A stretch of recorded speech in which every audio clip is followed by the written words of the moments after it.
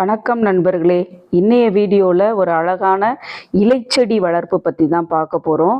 நல்ல ஒரு காற்றை சுத்தப்படுத்தக்கூடிய செடி, அதே சமயம் எந்த ஒரு பராமரிப்பும் தேவையில்லாமல் ஈஸி கேர் லோ மெயின்டெனன்ஸ் செடி தான் இந்த வீடியோவில் பார்க்க போகிறோம்.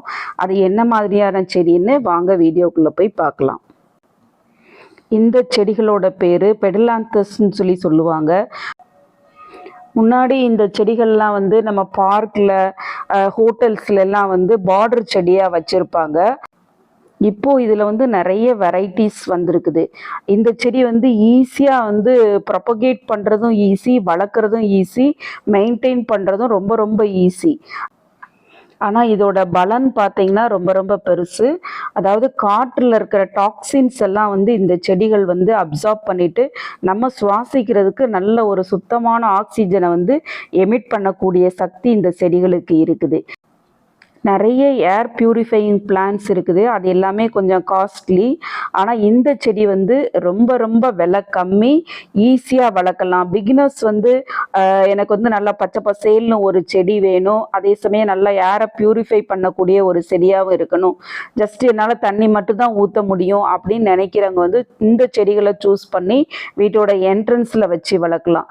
இதிலே நிறைய வெரைட்டி இருக்குது. நல்லா ஹேங்கிங்கில் கூட வச்சு வளர்க்கலாம். ஹேங்கிங்கில் வச்சு வளர்க்குற வெரைட்டி இதில் இருக்குது.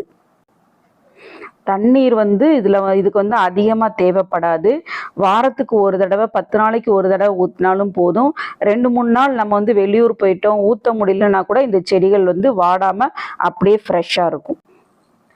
மண் கலவை 1 பங்கு மணல், 1 பங்கு தோட்டத்து மண், 1 பங்கு கொக்கோபீட், அதுக்கப்புறம் கொஞ்சமாக மாட்டுச்சாண உரம், கொஞ்சம் வேப்ப புண்ணாக்கு, இவ்வளவும் கலந்த கலவையில் இந்த செடி வச்சாலே நம்ம ஊற்றுற தண்ணி ஈஸியாக ட்ரைன் அவுட் ஆயிரும். இந்த பார்த்துட்ருக்கிற வெரைட்டி கேர்லி பிங்க்னு சொல்லுவாங்க. பெடிலாந்தஸ் கேர்லி பிங்க்ன்ட்டு. இது கொஞ்சம் அந்த வெயில் சரியாக படாதனால அந்த கலர் சரியாக தெரியல, க்ரீனாக தெரியுது. ஆனால் கொஞ்சம் இன்னும் நல்லா வெயில் படும்போது அந்த பிங்கிஷ் ஷேடு தெரியும், லைட்டாக தெரியுது. இப்போது இந்த வெரைட்டி கொஞ்சம் ரேர் வெரைட்டி.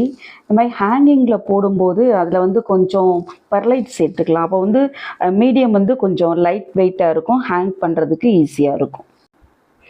பெடிலாந்தஸில் இந்த வெரைட்டி தான் பேசிக் வெரைட்டி. இந்த வெரைட்டி என்கிட்ட ரொம்ப நாள் இருக்கும். இதை கட் பண்ணி விடணும். கட் பண்ணி விடாமல் நான் ஏன் வச்சுருக்கேன்னா, இதில் பூக்கள் கூட வரும்னு சொன்னாங்க. ஒரு ரெட் கலர் பூக்கள் பூக்கும். ஆனால் என் செடியில் இன்னும் ஃப்ளவர்ஸ் வரல, அதுக்காக தான் நான் வெயிட் பண்ணிகிட்ருக்கேன்.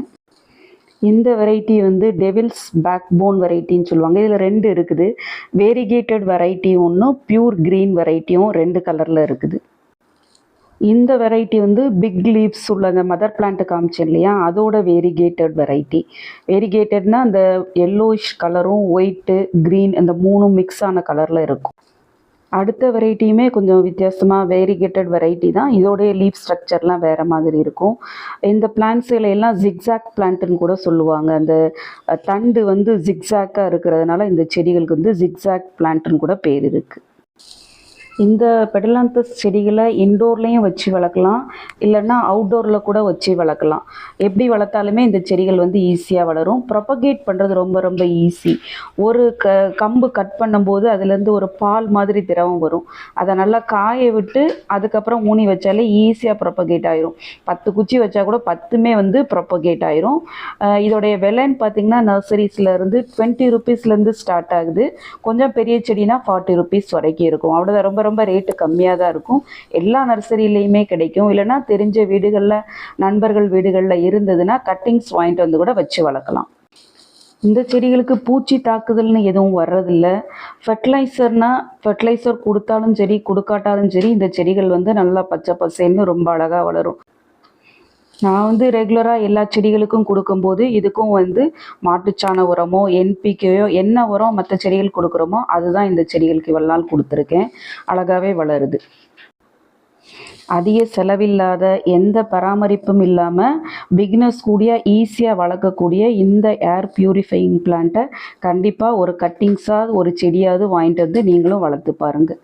மீண்டும் அடுத்த வீடியோவில் வேறொரு வகை செடியை பற்றிய பதிவுடன் உங்களை சந்திக்கிறேன். அதுவரைக்கும் பை நண்பர்களே.